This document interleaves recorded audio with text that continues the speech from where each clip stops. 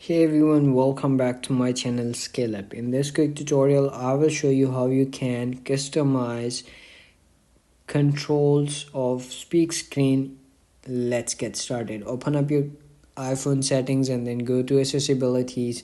There you will find read and speak. Click on that and then click on the second option, speak screen, and there you will find at the end of this page, or like the controller actions over here, you can see large press, double press, or ideal opacity. Over here you can simply adjust this or customize these all the things over here.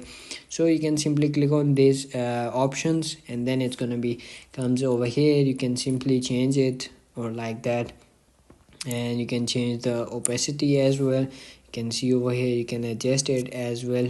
So that's it. That's how you can customize your speak screen controller action in iPhone. If you found this video helpful, don't forget to like my video, subscribe my channel Scale Up, and also drop me a comment for more tips and tricks videos. Thanks for watching. See you in the next video. Have a nice day. Bye bye.